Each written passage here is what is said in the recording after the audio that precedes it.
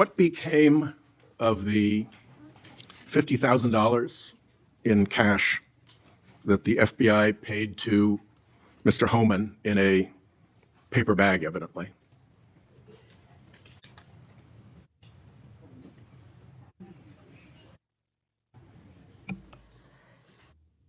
Senator, as Deputy Attorney General Todd Blanche recently stated, the investigation of Mr. Homan was subjected to a full review by the FBI, agents, and DOJ prosecutors.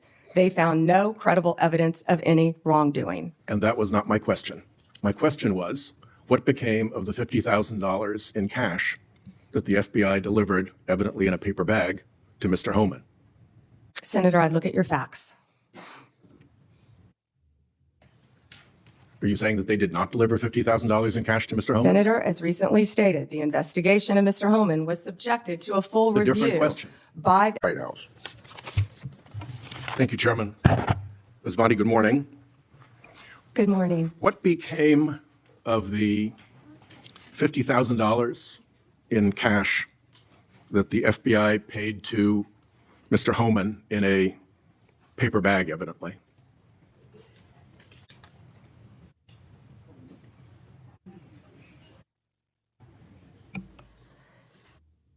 Senator, as Deputy Attorney General Todd Blanche recently stated, the investigation of Mr. Homan was subjected to a full review by the FBI, agents, and DOJ prosecutors.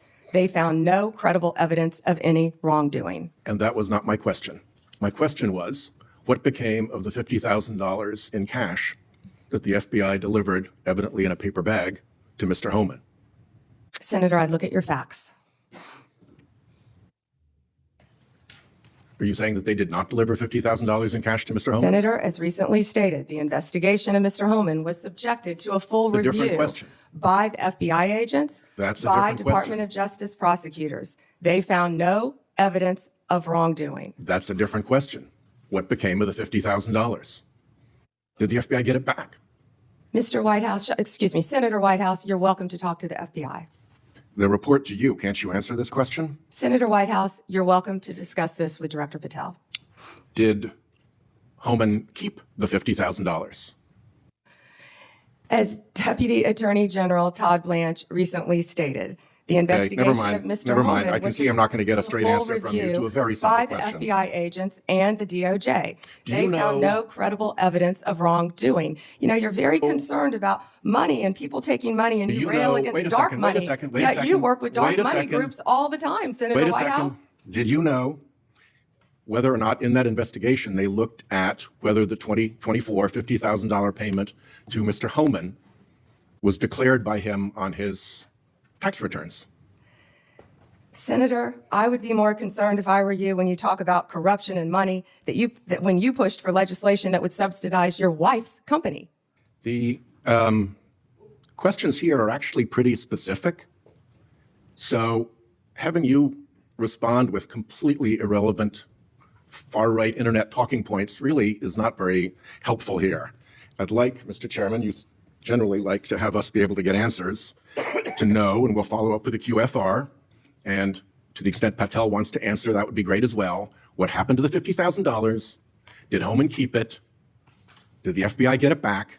If he kept it, did he put it on his tax returns? Pretty simple questions. Homan was the same guy who said there was a deal with Eric Adams. He said, if Adams doesn't come through, I'll be back. I'll be in his office up his butt saying, where the hell is the agreement we came to?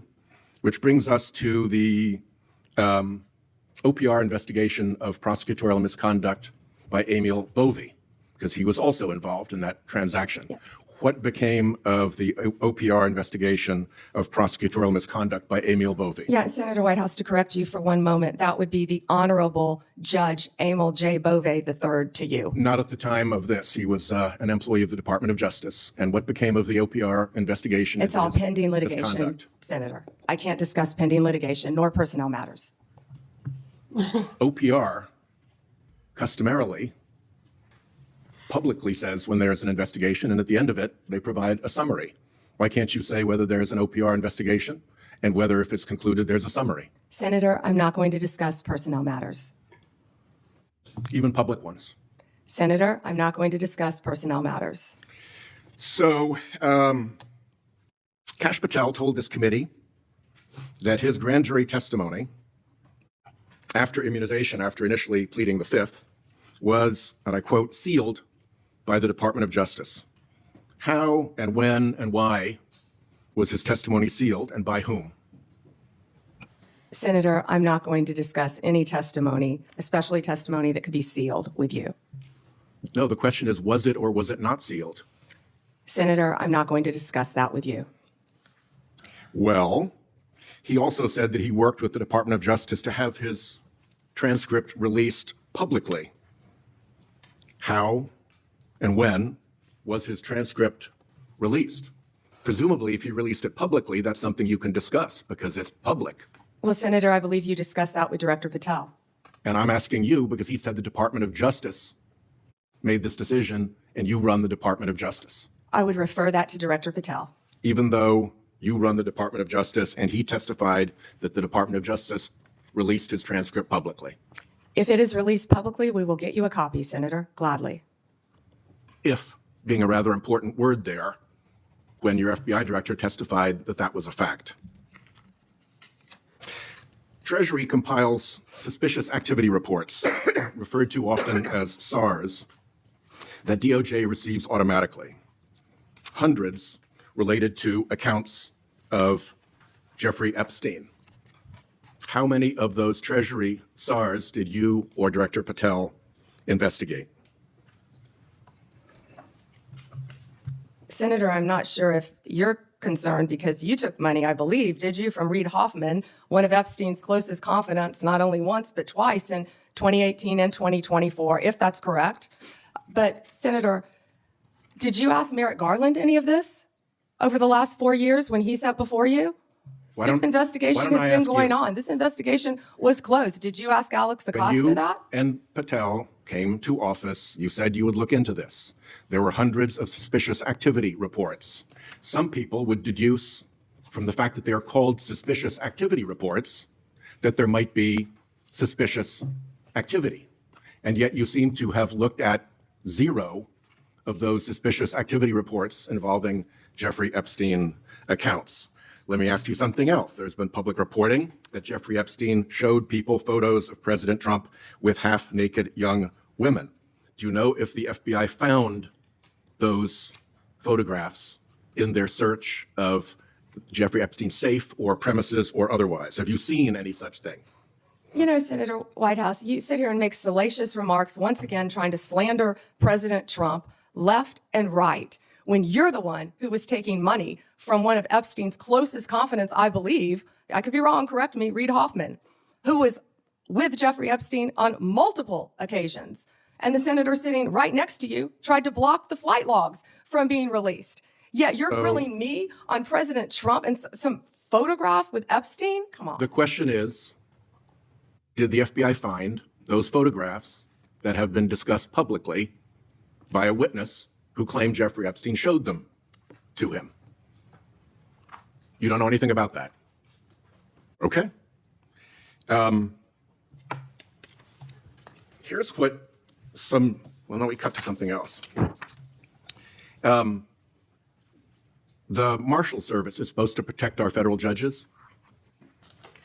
I have asked repeatedly for the Marshals Service to let me know if they are investigating or being inhibited from investigating whether or not there is orchestration of threats against federal judges, whether under either conspiracy laws or racketeering enterprise laws or aiding and abetting laws, whatever. But as you know, there's the person who says the threat, and then there may very well be somebody orchestrating the threat behind them. Is the Marshal Service allowed to investigate orchestration of threats, and do you know if they've taken one step to do so? May I answer the question, Chairman Grassley? The time has expired. I think it's the convention of the committee that if I've started my question in my time, you may answer the question. I was asking the chairman. Okay, before I go to Cornyn. She wants to answer the question, Chairman. Oh, please go ahead. I thought you said you didn't want to answer it. I'm Yes, sir. sorry. Thank you. Senator Whitehouse, I would be happy to sit down with you regarding any threat to any federal judge in this country. We take threats very seriously. I will set a meeting with you, with Director Serralta of the U.S. Marshals, and I will be there. And we will talk about any threats on federal judges, including who orchestration. threatened them or who orchestrated them. Bingo. Thank you. Okay. Before Cornyn speaks, I get kind of amused about my Democratic colleagues bringing up Treasury suspicious activity reports regarding Epstein. When Senator Johnson and I issued our Biden family reports in 2020, we used information from these very same type of documents.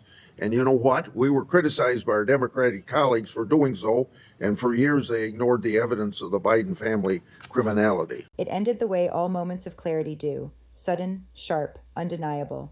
Congresswoman Nancy Mace leaned forward, her tone clipped and relentless. Should rapists who are here illegally be deported? Yes or no? The witness hesitated. Individuals with serious criminal convictions are deported every single day. Mace cut in again, precise, unflinching. Oh no, they're not. And for a moment, the room fell into that strange silence that only comes when the truth hits harder than the question. In that silence, something deeper was exposed, not just about policy, but about power, accountability, and what it means when law becomes a suggestion. The hearing was supposed to be procedural. It became moral, because the topic wasn't theory. It was blood. It was families broken, lives lost, women raped, children scarred, because officials at every level of government, from the White House to the county jail, decided that ideology mattered more than enforcement. Nancy Mace came armed not with rhetoric, but with memory, names, documents, and a story from home. Charleston County, South Carolina. Her home, a sanctuary sheriff, Kristen Graziano, who refused to cooperate with ICE. Mace told the room how that refusal turned into horror, how violent offenders, murderers, rapists, child molesters were released back onto the streets under the banner of compassion, how that compassion found victims who would never again know peace. This is happening in bright red South Carolina, she said, disbelief cutting through the air. They aren't being deported because there are sanctuary mayors and sanctuary sheriffs. Across the dais sat a witness, a former ICE advisor, a professor of immigration law, polished, evasive, confident in her abstraction. But abstraction doesn't heal a mother's grief. It doesn't stop a predator's next step. When Mace pressed on whether cartels should be designated terrorist organizations, the witness retreated behind words like national security considerations. It was a masterclass in avoidance, and the Congresswoman knew it. You can't even say yes or no, she fired back. You're hiding behind lofty language that makes no sense. Then came the pivot that stripped away every pretense, the law itself. Mace read it out loud. Title 8 of the United States Code, Section 1325. Improper entry by an alien. A crime. Not a debate, not a talking point, not a theory. It is breaking the law when you enter illegally, she said. And then, in one of those moments that echoes beyond the room, she called out the inversion at the heart of it all. Attorneys, professors, and officials teaching falsehoods about who controls immigration, pretending the 10th Amendment grants states and cities the right to rewrite federal immigration policy. It doesn't, she said flatly. Congress has plenary power, absolute control over immigration. The record shows it. Supreme Court precedent confirms it. Yet in classrooms, courtrooms, and city halls, that truth has been buried beneath layers of ideological fog. As Mace spoke, she wasn't just addressing a witness. She was naming the rot, a system where federal law is treated as optional, where local officials wrap themselves in virtue while releasing predators into neighborhoods they'll never have to walk through at night, where 145 Democrats in Congress, on record, voted against her bill to deport violent criminal aliens. The bill's name spoke for itself, the Violence Against Women by Illegal Aliens Act. Its premise was simple: deport those who rape, molest, or murder. Yet 145 said no. No to deportation. No to accountability. No to women whose lives had already been torn apart. In that refusal lies a moral truth the system cannot escape. When the law fails to protect, it becomes complicit in the harm. Sanctuary policies, born from the rhetoric of kindness, now function as shields for predators. And when sheriffs, mayors, and prosecutors look the other way, they're not protecting communities. They're abandoning them. There was anger in Mace's voice, but beneath it, something more enduring. Disappointment. The kind that comes when those sworn to enforce justice decide that political loyalty is more sacred than human life. It was wrong. It was unethical. It was illegal, she said of the sanctuary sheriff who let rapists and murderers walk free. I fought to expose her when no one else would. Not my attorney general, not my lieutenant governor. No one. Her words were less an accusation than an elegy, for courage lost, for decency eroded. She ended with the kind of sentence that sounds like thunder in retrospect. 145 Democrats voted against deporting those who are here illegally, the worst of the worst, murderers, rapists, pedophiles. Then she looked up, her voice steadier now. I yield back. But the meaning hung there, unyielding. What did we see? We saw a government divided not just by party, but by purpose. One side arguing that compassion means ignoring the border, the other insisting that compassion begins with protecting the innocent. We saw an attorney cite complexity where the law is clear. We saw a congresswoman invoke the Constitution not as theory, but as shield. And we saw what happens when moral clarity meets bureaucratic cowardice, sparks, fury, and truth. What does it reveal? That the crisis at America's border is no longer just a policy failure. It's a moral one. That sanctuary has become a word soaked in irony. That justice, when filtered through ideology, becomes injustice in practice. And that in the quiet suburbs of red and blue states alike, the consequences of that betrayal are measured not in press releases, but in ruined lives. This is not about race, not about partisanship. It's about the rule of law, the line between order and chaos, between duty and dereliction. It's about whether America still has the courage to say that borders matter, that victims matter, that words like illegal and crime still mean what they mean. And it's about leadership, the kind that refuses to hide behind legalese while its citizens bleed. Nancy Mace's 5 minutes may have ended, but the indictment remains. A system that protects criminals more fiercely than it protects women is a system that has forgotten why it exists. A government that shrugs as cartels profit and citizens die is one that has lost its moral center. And a culture that calls law enforcement inhumane while releasing predators into neighborhoods has turned compassion into cruelty. At Liberty Policy, we believe that truth still matters, that law still matters, that America deserves leaders who will not flinch when faced with moral clarity. Because the question is no longer political, it's existential. Will we remain a nation of laws or become a nation of excuses? If you stand for law, justice, and the protection of the innocent, stand with us. Subscribe to Liberty Policy. Support our work to expose the truth, because sunlight is the first act of justice, and in times like these, the light must never go out.